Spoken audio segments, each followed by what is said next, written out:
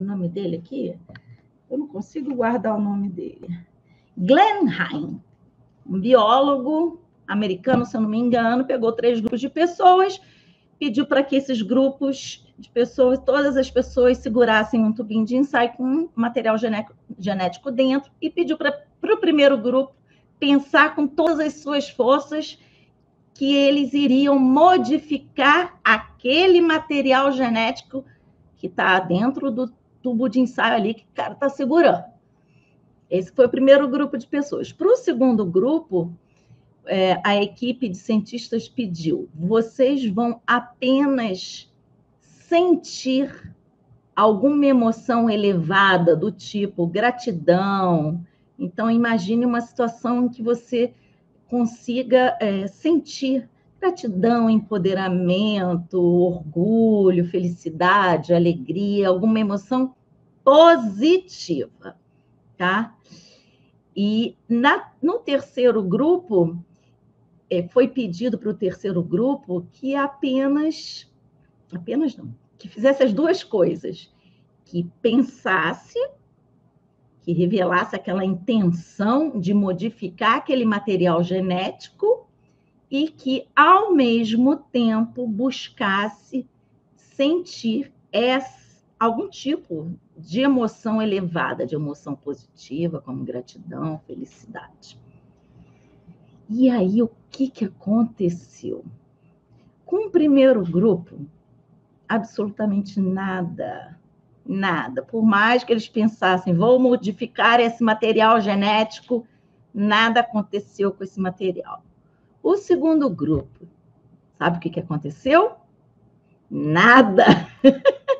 Também não aconteceu nada. A pessoa ficou lá buscando sentir uma emoção positiva e nada aconteceu com o material genético.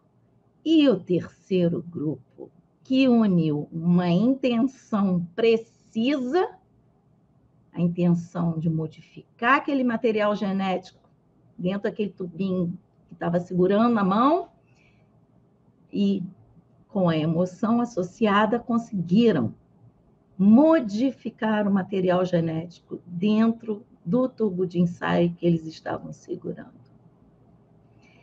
Explicações para isso não explodiu. Ai, que ótimo! Mas olha que incrível, você conseguir segurar um tubo de ensaio com material genético e modificar esse material, isso significa o quê? Como eles explicam isso? A neurociência hoje está estudando muito o poder do campo eletromagnético. Está estabelecendo relações entre as emoções e o campo eletromagnético. O que acontece?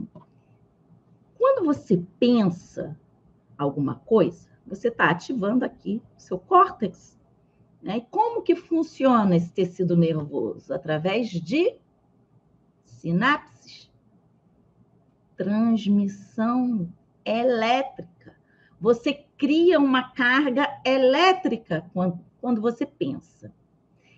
Mas quando você sente uma emoção, você contribui com a carga magnética. E quando você une a carga elétrica e a carga magnética, você forma uma carga eletromagnética. E ali você está formando esse campo eletromagnético, que é o campo também que está em cada objeto, em cada átomo, não só no objeto, né? Em tudo que tem no mundo. Tudo que tem no mundo é feito de átomos, e cada átomo possui a sua partícula, seu núcleo, seus elétrons, e a sua parte de energia. E essa energia, que é uma energia eletromagnética, ela se manifesta através de ondas. E toda onda ali é uma frequência, emite frequências. E toda frequência transmite uma informação. Então, quando a gente une uma carga elétrica pensamento, uma carga magnética, emoções positivas. Por que emoções positivas? Porque as emoções positivas possuem uma frequência elevada. Tem mais ondas por minuto. Ela emite um tipo de informação diferente das emoções negativas. As emoções como medo, raiva, desprezo, culpa, possuem ondas mais densas, mais curtas e com uma frequência muito reduzida. Ou seja, enquanto uma emoção positiva tem várias ondas em um minuto, uma emoção negativa vai ter uma onda, por exemplo, por minuto. Ela vai ser mais baixa, mais densa, para poder preencher todo esse campo desse tempo de um minuto.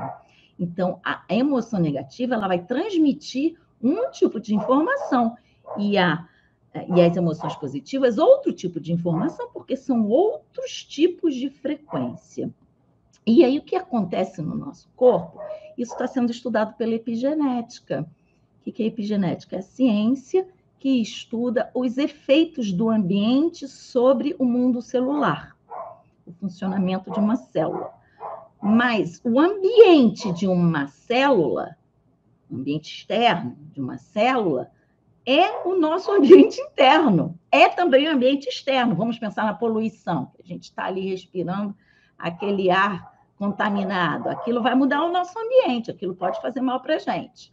Mas também as ondas que a gente cria dentro do nosso corpo e essas frequências, essas informações, vão também emitir um sinal, uma informação para essas células e que vão transmitir para outras células. Enfim, a comunicação entre as células dentro do nosso corpo, ela se modifica. Então, o que acontece? Esse estudo mostrou que, primeiro, não adianta você ficar, vou pensar positivo hoje, minha vida vai mudar. Eu vou só pensar positivo, que tudo vai dar certo. Mas se você não acrescentar a emoção de estar vivendo realmente aquilo, você entra em contradição. Os sinais não vão estar sincronizados, porque o seu pensamento vai bater de frente com aquilo que você realmente está sentindo. Então, o pensamento ele tem que estar sincronizado com a emoção. E é por isso que é muito difícil. A gente acaba sendo engolido pelos nossos automatismos. E quando a gente vê, a gente já está reclamando, a gente já está daquele estado estressado, preocupado, e aquele pensamento positivo foi engolido realmente pelos automatismos. Porque o que acontece? Quando a gente tenta mudar alguma coisa só pelo pensamento, o corpo reage. Ele vai falar assim, o que está acontecendo aí em cima que você está querendo mudar o padrão do nosso funcionamento? Tem algo errado acontecendo. O seu corpo não reconhece aquele pensamento, aquelas informações, aqueles sinais que estão sendo emitidos. Então, o que ele faz? Ele manda para a sua cognição os tais dos pensamentos automáticos. Não vai dar certo mesmo. Vou deixar para amanhã. Estou muito cansada. Acho que não sou capaz. Isso não vai funcionar. E aí você se autossabota e volta para aquele mesmo funcionamento anterior. E aí você não sai do seu confortinho, da sua zona de conforto. Você está ali. Também não vai mudar, mas vai continuar do jeito que está. Então, para a gente modificar realmente um padrão de comportamento, um padrão de pensamento e de sentimento, de emoção, de formas de reagir, temos que fazer um trabalho unindo tanto o pensamento quanto as emoções. Que é só assim que a gente cria um campo eletromagnético dentro do nosso corpo que vai enviar informações para o mundo celular desse corpo e ali ele vai fazer o seu trabalho. E nós sabemos também que toda emoção possui um papel fundamental na fixação de uma informação. O que é isso? Na consolidação de novas conexões. Então, quando você faz esse experimento, segurando um tubinho de ensaio, você aciona a sua cognição, seus pensamentos, você coloca ali uma emoção positiva, uma emoção elevada, você muda esse campo eletromagnético, você muda as informações no interior do seu corpo e você ainda aumenta as chances de fixar essa experiência lá ali nas suas conexões cerebrais. E isso pode se tornar uma memória de longo prazo. O que é isso? É toda experiência que a gente não esquece. É aquilo que, no final das contas, regula o nosso modo de ser, de pensar, de agir, de se comportar. É aquilo que cria os nossos automatismos, é aquilo que faz a gente se identificar com um certo modo de ser, tá? E aí, vim aqui para falar de teatro também, né? Isso é muito interessante, porque a gente começa a entender o poder do teatro. Por quê? Eu estava falando aqui de experiência, que essa experiência, esse experimento que eu tirei desse livro aqui, sobre esse material genético, isso, para cada pessoa que passou pelo experimento, cada pessoa criou uma experiência, como se fosse uma experiência de vida mesmo. E nossas sinapses, a nossa configuração cerebral são frutos de todas as experiências que a gente viveu na nossa vida. Mas por que funcionou nesse experimento? Porque, sob o ponto de vista cerebral, as experiências que vêm do mundo ordinário, nosso dia a dia, que atravessam nossos sentidos, e as experiências que a gente cria na nossa mente através da imaginação, não faz diferença. Para o cérebro é tudo realidade. Para o cérebro, aquilo está realmente acontecendo enquanto você estiver vivendo aquilo. E é por isso que a meditação funciona. E é por isso que o teatro vai exercer um papel transformador gigante quando você consegue, de fato, unir um pensamento a uma emoção. E no caso do teatro, que seja uma emoção positiva, porque todas as emoções ajudam na fixação de uma informação na memória. Mas para que essa memória se torne algo a longo prazo, o que tem que acontecer? Você tem que repetir aquela experiência. Então, se você é capaz de criar uma experiência pela imaginação, através da sua imaginação, e se o cérebro reconhece aquela experiência criada, inventada como uma experiência real, e se isso tudo vier acompanhado de uma emoção forte, você vai estar criando novas conexões no seu cérebro. E quando você cria novas conexões, você está ali abrindo espaço para o nascimento de um novo modo de viver, um novo modo de ser.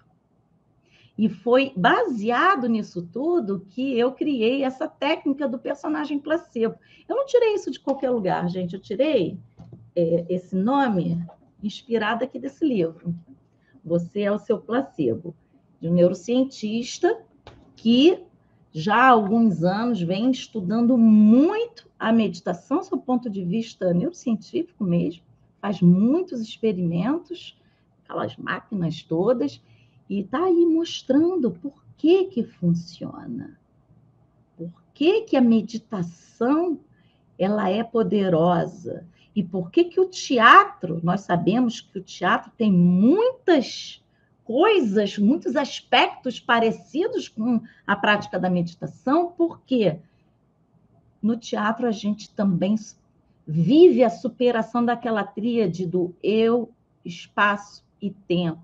Porque o eu, no palco, não é o seu eu. O espaço do palco não é o seu espaço ordinário do seu dia a dia. E a temporalidade da experiência teatral é uma temporalidade daquele eterno, aquele eterno presente, assim como acontece também numa meditação. Então, nós expandimos a nossa consciência ali na prática do teatro.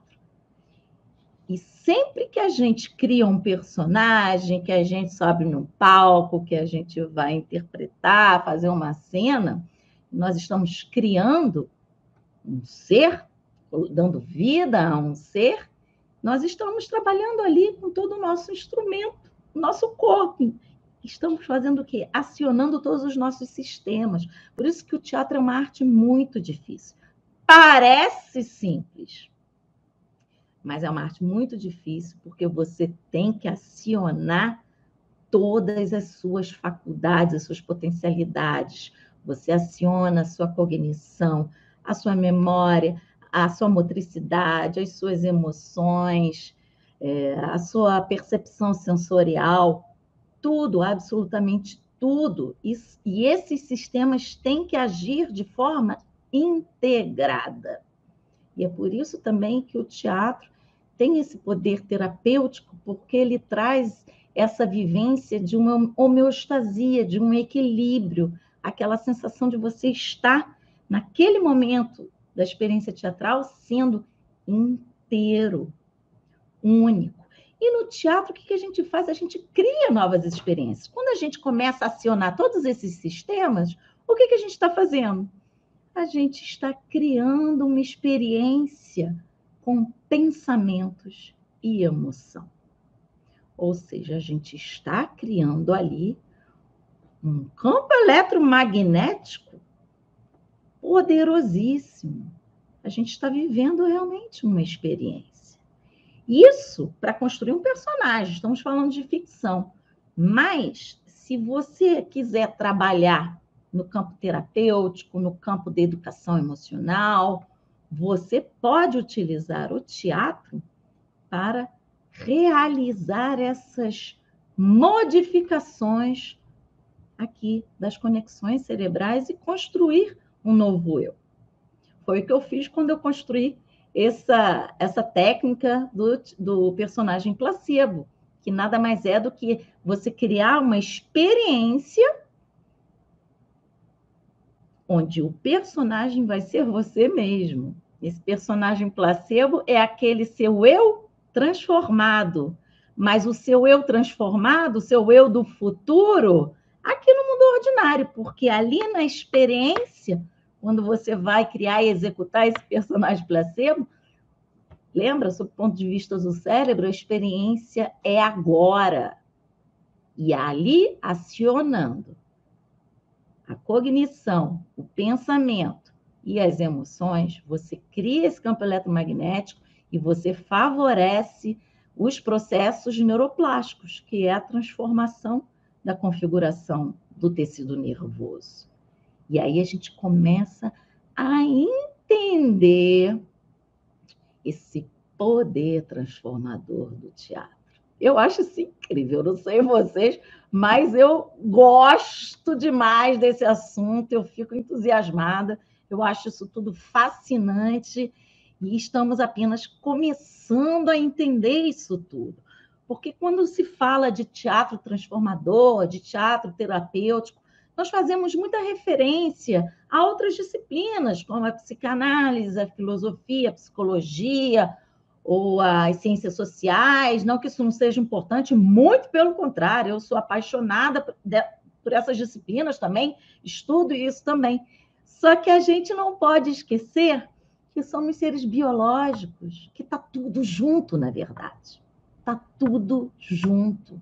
E esse modelo da neuroplasticidade, quando explica os nossos automatismos, a gente vê que a cultura, o social, as emoções secundárias, é tudo aprendido. Então, nós somos frutos disso. sim. A neuroplasticidade, ela é estudada não apenas sob o ponto de vista molecular, bioquímico, celular, enfim. Ela é estudada também sob o ponto de vista das relações humanas. E temos aí o sistema de neurônios espelhos, que se ativam quando estamos em relação com o outro, quando estamos assistindo uma ação de outra pessoa. Isso também, assim, para falar do teatro, é incrível. Deixa eu voltar aqui, porque eu acho que tem alguns comentários. Se eu começo a falar, e se eu ficar parando toda hora, eu não concluo meu raciocínio, e aí a turma também se perde. Deixa eu ver aqui.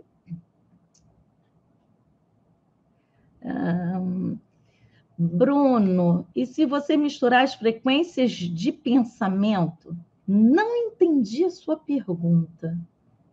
Não entendi. Se você tiver por aí, explica melhor, que eu realmente não entendi. Oi, Carol, meu amor. Bom você. Qualquer idade o quê? Para fazer esse trabalho de transformação? Você quer perguntar se isso é possível em qualquer idade? Você realizar essa modificação dos padrões cerebrais? É isso? Se for isso, eu vou até respondendo. Se for isso, sim. Sim. Já foi o tempo em que a gente acreditava que o ser humano nascia com uma certa quantidade de neurônios e que esses neurônios iam envelhecendo, morrendo, e que por isso a gente acabava, né, ficando debilitado, senil. Já foi o tempo, isso não é mais uma verdade científica. Nós sabemos que hoje qualquer pessoa, em qualquer idade, pode sim modificar a sua rede neural.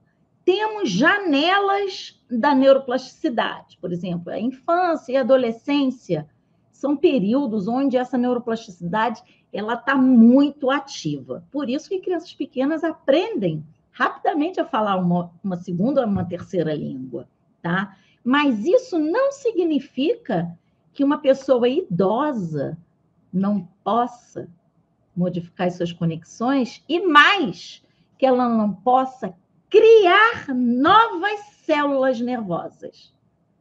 Hoje nós sabemos que exercícios aeróbicos são excelentes fases da neurogênese. A neurogênese é a criação, o nascimento de novos neurônios.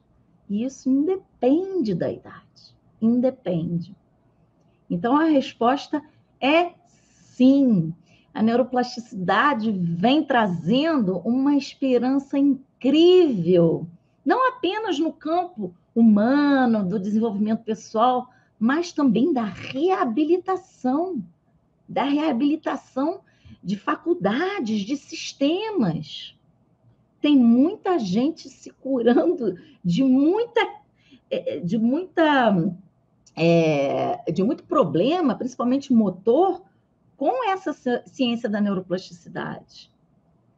E esse experimento que eu falei aqui do tubinho de ensaio mostra que isso envolve também as emoções. A gente, na verdade, não pode separar esses sistemas, tudo funciona junto. Um pensamento, ele está ali acoplado em forma de sinapse no cérebro a um comportamento e a uma emoção também. Então, trabalhar em cima de uma emoção, você tem que trabalhar o comportamento e o pensamento, está tudo junto. Agora, o legal disso tudo é que quando você cria uma experiência, uma técnica para modificar as conexões cerebrais, para acabar com um padrão de comportamento que gera sofrimento, por exemplo, uma ansiedade, um medo de falar em público, você pode fazer esse trabalho de reconfiguração cerebral de uma forma muito simples, objetiva, programada e o melhor, através do teatro de forma divertida. Que coisa melhor, você não precisa ficar focando ali na ferida, falar, repetir, ai, por que fulano fez isso? Porque eu sofro, porque eu sofro. Cada vez que você fala porque eu sofro, porque isso me faz sofrer, e eu fico chorando, e eu não consigo esquecer, você está fazendo o quê? Você está reforçando aquela conexão. Ao invés de você acabar com ela, você está reforçando, criando uma memória de longo prazo cada vez mais forte. Então, você pode ir ali, direto, no sistema operacional, modificar essas conexões, substituir um padrão por outro. Não é assim, né? Também, ó. Não é milagre, gente. Não é milagre, não é mágica. É ciência. Você precisa repetir, você precisa entender como a coisa acontece, criar uma estratégia de ação, um treinamento, praticar, colocar mesmo ali para fora do papel, botar a mão na massa e acreditar no processo. E quando a gente entende como isso funciona, fica mais fácil aceitar o processo. A gente já sabe que no início o corpo vai se revoltar, vai ficar mandando os pensamentos automáticos para você desistir, para você se sabotar. Mas se você tem noção de que isso vai acontecer, você já cria uma estratégia de ação para, opa, não vou cair na sua onda. E aí o sistema buga. O corpo fica, uai, ela não caiu na minha, ela não entrou na minha, o que está acontecendo? Então, esse trabalho de metacognição, de distanciamento desses pensamentos automáticos, dessas crenças limitantes, é importante também. Não basta só ficar fazendo a meditação ou interpretar o personagem placebo, aqui no caso do meu trabalho. Você tem que, ao longo do seu dia, ficar vigilante a essas investidas do corpo para retomar aquele espaço que ele está perdendo. Ele não deixa isso acontecer assim facilmente, não. O que foi, meu gatinho? Você está reclamando? Acho que a mamãe fugiu. Estou com 3 gatos aqui agora. Então, gente, olha, eu entrei aqui para fazer uma live de mentoria gratuita. Ninguém quer conversar, não. E eu comecei a falar, e eu gosto de falar, vou falando. Mas se tiver alguém aqui querendo bater um papo, fazer uma pergunta, conversar sobre alguma dificuldade, algum projeto, seja o que for, se eu puder ajudar, eu vou ficar feliz. Se você acha, então, que eu posso ajudar, é só mandar uma solicitação aqui para mim. A gente ainda tem um tempinho para bater um papo. Se não, eu vou perguntar se vocês entenderam, se tem alguma dúvida, enfim, se quer fazer algum comentário. E a gente encerra, se ninguém quiser bater um papo aqui comigo. Mas durante a semana eu volto para fazer uma live mesmo, estruturada. Aqui eu estou só devaneando a partir dessa pesquisa aí que eu acho interessantíssima. É muito legal você juntar a ciência com as artes e as ciências humanas, que isso amplia a nossa visão da nossa própria condição e da nossa própria arte, do nosso ofício. É muito bacana isso, muito bacana. Eu posso dizer que a minha vida mudou completamente depois que eu comecei a estudar neurociência, tem coisa aí de um pouco mais de 10 anos. Sou formada em psicologia também, mas eu buscava outras referências. Eu não me contentava com aquela subjetividade intensa. Eu queria algo mais concreto, porque, na minha visão, nós somos subjetividade, sim, nós somos seres mentais, sim, mas nós somos seres orgânicos também. E como juntar isso tudo? Porque também não é separar o orgânico do mental, isso aí já era, né? Descartes já era, né? A gente já está em outra época. A própria ciência já revelou que não é bem assim, que está tudo integrado. Opa, tem uma pergunta aqui. O seu curso é só para quem quer ser ator ou atriz? Não, absolutamente. Eu tenho alunos que são de teatro, tem muitos alunos que são educadores, muitos alunos que se interessam pelo poder transformador do teatro, são arteterapeutas, gente que trabalha com musicalização, mais focada na educação. Não, porque que acontece? Inclusive, o meu curso inicial, ele se chama Treinamento Neuroemocional para Performers.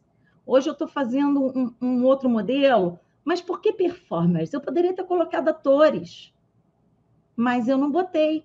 Porque justamente o que eu trabalho ali é a base da comunicação de um performer. O que é um performer? É uma pessoa que tem algo para comunicar, mas ela quer ir além. Ela não apenas quer cuspir giz, né? Quer falar o seu conteúdo. Ela quer transformar vidas. Ela quer se conectar de verdade com o seu receptor. E é esse desejo de se conectar com o receptor, seja ele um aluno, um espectador de teatro, um espectador de cinema, ou um paciente em psicoterapia, esse desejo é que muda tudo. Muda tudo. É isso que faz uma comunicação acontecer de verdade. Então, o meu trabalho, na verdade, é entender os mecanismos neurofisiológicos, psicoafetivos que estão na base dessa comunicação entre um performer e o seu receptor. E isso serve para qualquer pessoa que trabalhe em relação com outros seres humanos. Maureen, como aplicar esses estudos em práticas educativas com crianças? Estou nesse caminho, na interface do teatro, educação e neurociência. Estou amando o seu curso. Ai, que delícia! Ai, obrigada. Ai, eu fico tão feliz. Então, com crianças, eu gosto de trabalhar com boneco, né? Inclusive, tem um e-book lá, Maurinho, não sei se você viu, nos bônus tem um e-book que é educação emocional através do teatro de bonecos. E aí eu explico um pouco a importância dos bonecos para esse trabalho de educação emocional com crianças, e que pode ser utilizado tanto no ambiente escolar como no ambiente terapêutico. Mas, além disso, eu não sei se você viu, nesse book eu ensino a fazer bonecos também, tá? Então, dá uma olhadinha lá. Eu amo, eu sou apaixonada. O boneco é algo realmente incrível. Vou fazer o seguinte. Vou marcar uma live para falar de boneco essa semana. Beleza? Porque senão eu não vou sair daqui. Já que ninguém quis conversar aqui comigo, gente, lembrando, olha, toda terça-feira eu estou aqui. Se ninguém entra para conversar comigo, eu falo alguma coisa. Mas toda terça-feira, às 18 horas, eu estou aqui para dar uma mentoria gratuita. Para quem quiser conversar comigo, fazer alguma pergunta, tirar uma dúvida, quiser dividir um projeto, enfim, qualquer coisa que você julgue que eu possa ajudar. Toda terça-feira, tá? Como é o nome do professor? Roberto Lente. Roberto Lente. Lente com temudo. Maurinho, eu sou professora de teatro em arte, mas também sou artista de cerâmica plástica.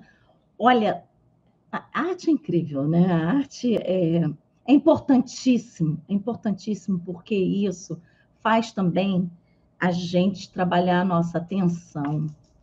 E isso é um problema muito sério hoje, porque as pessoas estão cada vez mais aceleradas, estão sofrendo com essa síndrome do pensamento acelerado, e que já atinge 80% dos brasileiros. Se a gente não tomar cuidado, isso aí a médio prazo, até a curto prazo, já está criando um problema, né? A gente já vê crianças sendo internadas por adicção tecnológica. Então, é complicado. Tá bom? Deixa eu ver. Deixa eu ver se tem alguma coisa que eu tenha perdido aqui. Seu curso é para quem você é. Ah, você é educadora. Que ótimo! Quando inicia uma nova turma, eu acredito que em setembro. Estou organizando aí um outro evento, eu acredito que em setembro. Tá no papel ainda. Ainda não cheguei no e-book, mas vou correr para lá. É uma delícia fazer esse e-book. O nome do professor já respondi. Sou musicista, Ellen. Na próxima vamos conversar sobre a arte de cantar. Tamo junto. Só aparecer aí. Olha, eu não entendo nada de canto, sabe, assim. Eu até comprei um curso aqui online, estou relutando em fazer, porque eu também estou com pouco tempo. Mas o canto é importantíssimo, a voz, né? Eu trabalho mais com a questão da voz emocional, mas o canto é incrível. Vamos bater um papinho sobre isso, sim. Obrigada, seu trabalho é maravilhoso e muito necessário. Poxa, Maurinho, eu fico muito feliz, muito orgulhosa. E aí, quando a gente recebe um feedback desse, sabe o que acontece? Meu coração fica rindo de alegria, sabe? Aí eu vejo que eu estou na minha missão mesmo, que esse é o meu caminho, é encantar e transformar, né? É isso, gente. Muito obrigada. Eu fico sempre feliz aqui quando eu venho aqui. Obrigada pela atenção, pelo carinho. Vou, então, criar essa live. Vai ser provavelmente quinta-feira, às 19 horas, falar sobre educação emocional com teatro de bonecos. Aí eu vou trazer meus bonecos para cá e vai ser muito legal. Beleza? Tá combinado. Vamos fazer isso. Um beijo grande, gente. Boa noite.